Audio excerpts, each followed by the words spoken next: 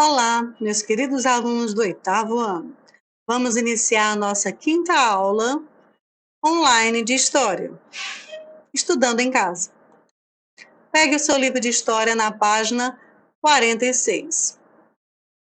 Hoje nós iremos falar sobre a independência dos Estados Unidos da América. Lembrando que a independência dos Estados Unidos da América, ela foi extremamente influenciada pelas ideias e os ideais iluministas. Leia comigo. Desde o início da colonização inglesa na América, as colônias do Norte sofreram menor controle por parte da Inglaterra do que as colônias do Sul. Por esse motivo, nessa região, desenvolveu-se a produção voltada para o comércio interno e houve um fortalecimento de uma elite econômica que liderou o movimento de independência, tendo como inspiração os princípios do iluminismo. Então, dessas 13 colônias, a Inglaterra, da qual elas eram colônias, deixou uma mais à vontade, que foi justamente a colônia do Norte. Vamos ver o que essa liberdade que ela teve, o que ocasionou. O comércio triangular. Nas 13 colônias, como era chamado o território dominado pelos ingleses na América do Norte, havia uma distinção clara entre a organização social e econômica das colônias do Sul e a das colônias do Norte. As colônias do Sul, elas eram utilizadas para quê? As colônias do Sul, bem como as colônias inglesas do Caribe, elas cultivavam produtos agrícolas em grande escala para exportação com mão de obra escrava. Nas colônias mais ao norte, como Massachusetts, Connecticut, New Hampshire e Rhode Island, conhecidas como Nova Inglaterra, predominavam as propriedades familiares voltadas ao cultivo de produtos agrícolas para o abastecimento do mercado interno. Nessa região também se desenvolveu uma importante indústria naval. Até meados do século XVIII, os comerciantes da Nova Inglaterra negociavam com outras regiões dentro e fora das 13 colônias, praticamente sem interferência da metrópole inglesa, da Inglaterra. Eles vendiam madeira, cereais e tecidos para as colônias do Sul e das Antilhas, conjunto de ilhas localizadas na região do Caribe. Vamos observar o mapa. Aí você observa o que foi esse comércio triangular. As 13 colônias e as colônias do norte, elas comercializavam com as ilhas das Antilhas, olha. Elas vendiam tecido, peixe e trigo, recebiam de volta da Antilha melaço e depois voltava como produtos que era fabricado lá nessa Nova Inglaterra, que é o norte. Voltava em forma de rum, bebidas que eles faziam com o melaço que eles compravam, e depois voltava para eles através de mão de obra escrava que eles compravam também no caso aqui da Costa do Marfim, né? Iam passando pelas ilhas. Vamos ver se dá para ler essa legenda. Os comerciantes das 13 colônias iam até as Antilhas inglesas, francesas, espanholas e holandesas. Ignoravam o exclusivismo colonial, tanto inglês quanto de outros países europeus, vendiam tecido, trigo e peixe e compravam melaço, que é o caldo de cana cozido, e o carregavam para as 13 colônias, onde eram transformados esse melaço em bebidas alcoólicas, como no caso o rum. E em seguida levavam barris de rum até a África para comprar escravos. Finalmente, esses escravos eram vendidos nas Antilhas, que produziam açúcar, completando o comércio triangular. Continuando a leitura. Das colônias inglesas do Sul e das Antilhas, esses comerciantes compravam algodão, açúcar e melaço de cana. O rum produzido do melaço era trocado por cativos do continente africano. Os escravizados eram vendidos nas colônias do Sul. As relações econômicas estabelecidas entre essas regiões ficou chamado e conhecido como comércio triangular. Aí você vê New Amsterdam, vila fundada por holandeses na ilha de Manhattan, que passou para o domínio britânico no final do século XVII e foi renomeada mais tarde como Nova York. Nesse local que vocês estão vendo aí a imagem, havia um porto importante para o comércio triangular. A Guerra dos 7 Anos. Vamos ver o porquê e quais foram os motivos dessas guerras. Página 47. A partir do século XVIII, as ambições da colônia britânica, interessada nos lucros do comércio triangular, no qual não tinha participação direta, passaram a gerar conflitos e tensões entre ela e os colônios da Nova Inglaterra, que estavam lucrando, bastante nesse rico comércio triangular, que queriam, a todo custo, manter a própria autonomia, já que eles estavam crescendo economicamente. As tensões entre a metrópole e as 13 colônias assumiram grandes proporções a partir da Guerra dos 7 Anos, que foi de 1756 e 1763. Esse conflito que envolveu os territórios coloniais, principalmente envolveu a França e a Inglaterra, que disputavam territórios coloniais na América do Norte. Os colonos, de maneira geral, lutaram ao lado do exército britânico e os franceses contaram com alguns grupos indígenas como aliados. A Inglaterra venceu a Guerra dos 7 Anos e conquistou extensos territórios, porém terminou o conflito com sérios problemas financeiros. A coroa inglesa afirmava que a guerra tinha sido realizada para proteger os colonos ingleses dos avanços dos franceses e que, por isso, as 13 colônias deviam ajudar a recuperar as finanças da coroa pagando novos impostos. E nós sabemos que quanto mais impostos paga o povo, nós não ficamos satisfeitos, porque acaba o povo ficando sem nada e voltando à pobreza ou miséria extrema. Além dos novos impostos, os colonos tiveram contrariada a pretensão de expandir o seu domínio territorial. Isso ocorreu porque, como grande parte dos indígenas tinha sido aliado aos franceses, a coroa inglesa, para apaziguá-los, estipulou na proclamação de 1763 que as terras a oeste dos Montes Apalaches ficariam reservadas aos nativos. Essa determinação impediu os colonos de se apropriarem de terras nas quais tinham grande interesse. Observe no mapa a seguir a linha que indica essa delimitação do território.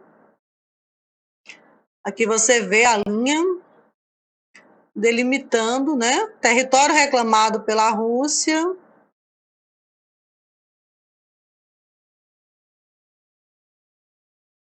Você vê a província, Terra Nova, Nova Escócia, as 13 colônias.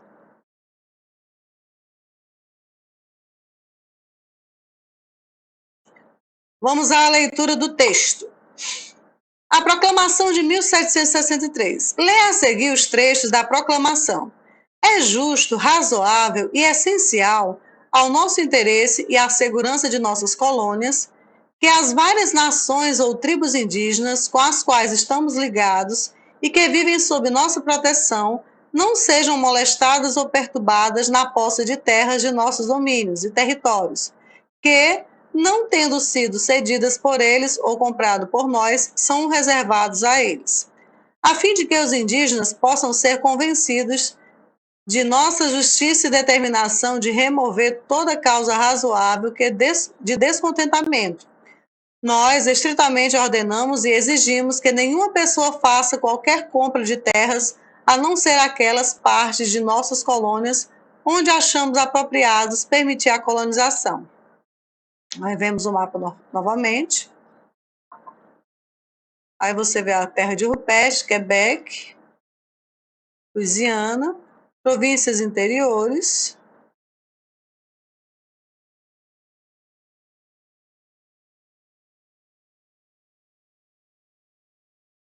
E aqui a linha de proclamação, ou seja, só essa parte aqui da linha que fazia parte das 13 colônias e que os colonos podiam usufruir e usar. Que passasse dessa linha era território cedido aos indígenas.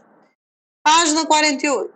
Conflitos entre os colonos e a metrópole. Para aumentar a arrecadação de impostos, a coroa inglesa criou uma série de leis nas décadas de 1760 e 1770. A primeira ficou conhecida como Lei do Açúcar, aprovada em 1764. Como parte do comércio triangular, os comerciantes da Nova Inglaterra compravam produtos como açúcar e melaço das Antilhas, onde havia colônias francesas, inglesas e espanholas, escolhendo entre aquelas que ofereciam produtos a menores preços. A Lei do Açúcar impunha novas taxas aos carregamentos de produtos que fossem comprados em colônias não inglesas das Antilhas, o que encareceu vários produtos e obrigou os colonos a adquirir o melaço apenas das Antilhas inglesas, e isso causou desagrado aos colonos. Em 1765, mais um imposto, que foi a Lei do Selo, que determinava que qualquer material escrito, impresso, documentos legais, cartaz, jornais, panfletos, só poderia circular nas 13 colônias se tivesse um selo de autorização da coroa inglesa. E esse selo custava dinheiro, era comprado. Esse selo era vendido por um preço alto, o que aumentava a carga de impostos sobre os colonos.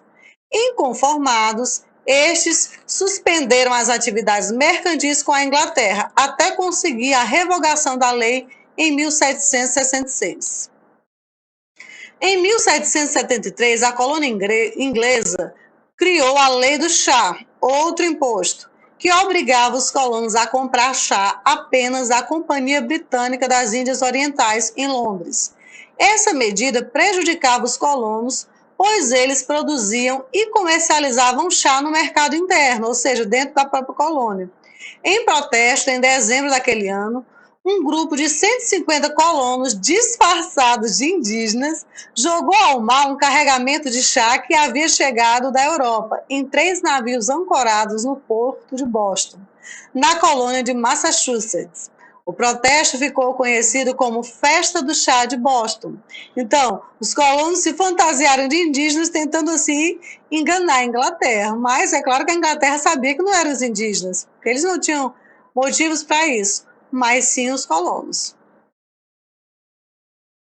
Página 48. Aí você vê, né, os colonos fantasiados de indígenas na destruição do chá no porto de Boston. Leis intoleráveis, página 49. Em 1774, em reação ao protesto realizado em Boston, a coroa inglesa aprovou uma série de leis que foram chamadas pelos colonos de leis intoleráveis. Essas leis determinavam, primeiro, o fechamento do porto de Boston até que os colonos envolvidos pagassem todo o valor do chá jogado ao mar. Segunda, a ocupação da colônia de Massachusetts por tropas do exército inglês, tornando-a uma colônia real, ou seja, você tinha a obrigação de receber esses soldados do exército na sua casa, acolhê-los, alimentá-los, porque era uma ordem da Inglaterra. A restrição ao direito de reuniões, o que impedia que os colonos se manifestassem publicamente contrário à metrópole. Quarta, o controle militar das terras localizadas a oeste das 13 colônias. E última, a prisão e o julgamento por tribunais da metrópole dos colonos participantes do protesto Festa do Chá de Boston. Essas foram as leis intoleráveis. Essas leis foram um estopim para que os colonos começassem a organizar a luta pela independência. Nesse mesmo ano em que elas foram impostas, representantes das 13 colônias se reuniram no primeiro Congresso Continental da Filadélfia. Nesse congresso, decidiram boicotar o comércio de todos os produtos vindos da Inglaterra enquanto a colônia não revogasse as leis intoleráveis. Mesmo assim, a metrópole não cedeu. Em 1775, houve o primeiro conflito armado entre as tropas organizadas pelos colonos e as forças leais à coroa. era o início da Guerra de Independência. Aí você vê na imagem Emanuel Leutze, Washington atravessando o rio Delaware em 1851. Olho sobre tela, o general George Washington em pé, na frente da embarcação, foi um dos líderes do movimento de independência das 13 colônias, George Washington, e vindo a ser também o primeiro presidente. O evento retratado nessa obra ocorreu em dezembro de 1776, durante a Guerra de Independência Americana, e representou uma importante vitória para as 13 colônias. A Declaração de Independência, página 50. Em meio à Guerra de Independência, ainda em 1775, os representantes das colônias reuniram-se no Segundo Congresso Continental da Filadélfia. Não havia um consenso entre os representantes das colônias sobre a ideia de independência.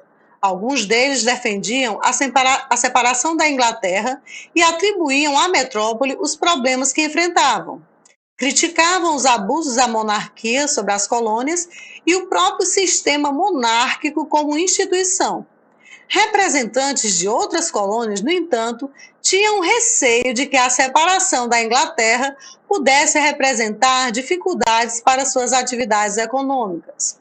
Apesar dessas divergências, nesse encontro ficou resolvido que as 13 colônias romperiam relações com a Inglaterra e que a Declaração de Independência dos Estados Unidos da América começaria a ser redigida.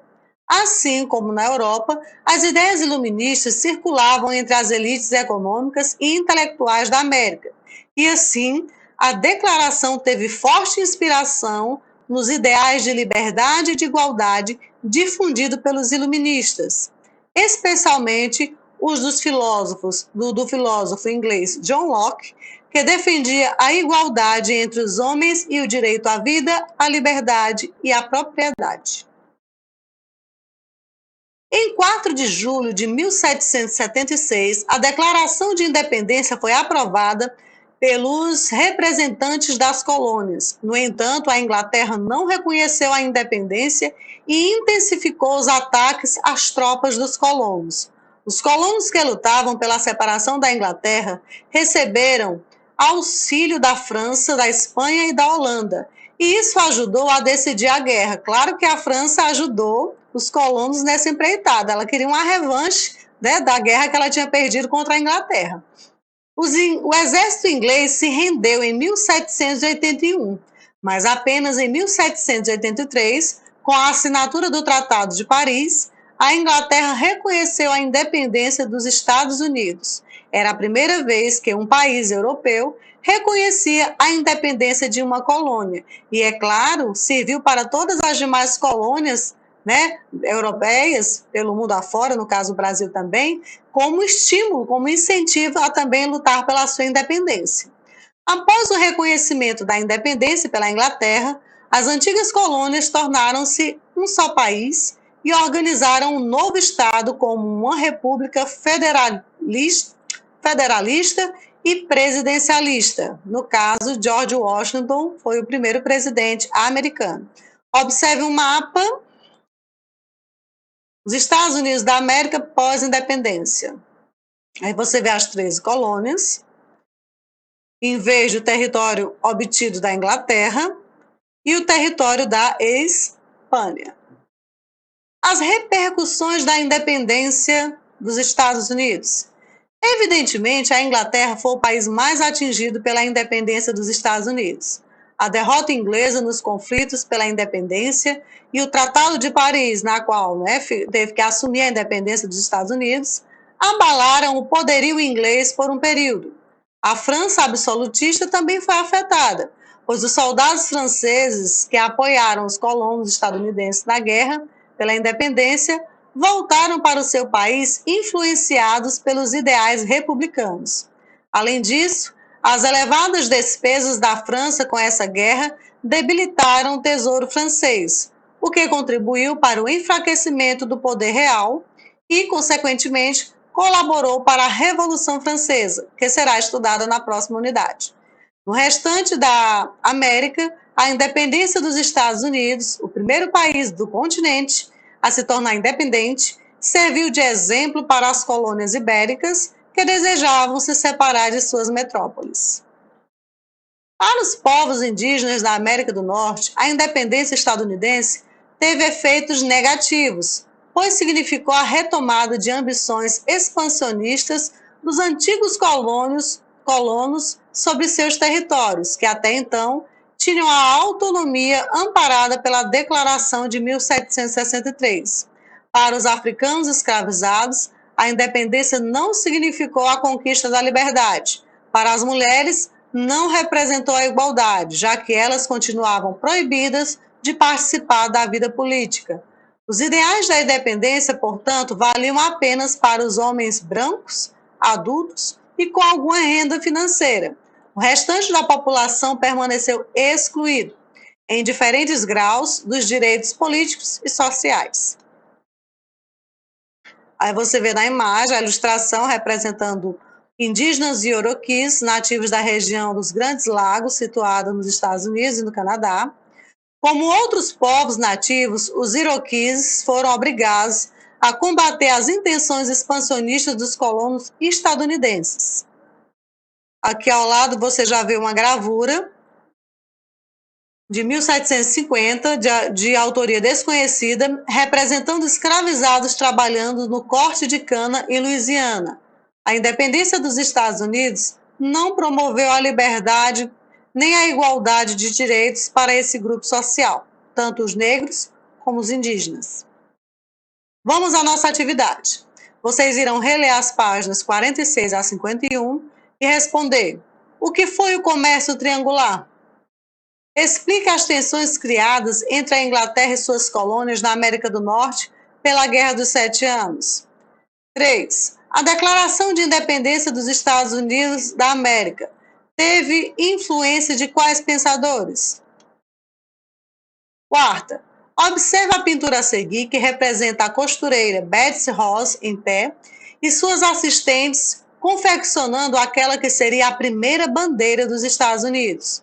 Atribui-se a Ross a autoria do desenho da bandeira, que se tornou símbolo nacional em 14 de junho de 1777. Sobre a imagem, você vai responder: que sensação essa pintura transmite, de harmonia ou de conflito? Justifique. A pintura foi feita quantos anos após a bandeira ter se tornado símbolo nacional? Em sua opinião, qual foi a intenção do artista ao retratar dessa forma o surgimento do símbolo nacional dos Estados Unidos da América? Quinta e última. O texto abaixo foi retirado de um panfleto escrito pelo ativista político inglês Thomas Paine, em 1776. Apesar de sua nacionalidade, Paine foi um dos grandes divulgadores das ideias anticoloniais nas 13 colônias. Leia o texto. A Inglaterra é, apesar de tudo, a pátria-mãe, dizem muitos. Sendo assim, mais vergonhosa resulta a sua conduta, porque nem sequer os animais devoram suas crias, nem fazem os selvagens guerra às suas famílias, de modo que esse fato volta-se ainda mais para a condenação da Inglaterra. Este novo continente foi asilo dos amantes perseguidos da liberdade civil e religiosa, a mesma tirania que obrigou os primeiros imigrantes a deixar o país, segue perseguindo seus descendentes. Sobre o texto, responda: por que a Inglaterra é chamada de pátria-mãe? B. O que significa dizer que a Inglaterra foi asilo dos amantes perseguidos da liberdade civil e religiosa? E C. Quem praticou a tirania citada na última frase do texto? Terminada a nossa atividade, envie para o meu WhatsApp a foto da imagem da atividade, copiada e respondida de caneta. Não esqueçam que essas atividades são importantes para a obtenção das suas notas e um bom desempenho da sua aprendizagem. Desde já eu termino mais um Estudando em Casa e até a próxima aula.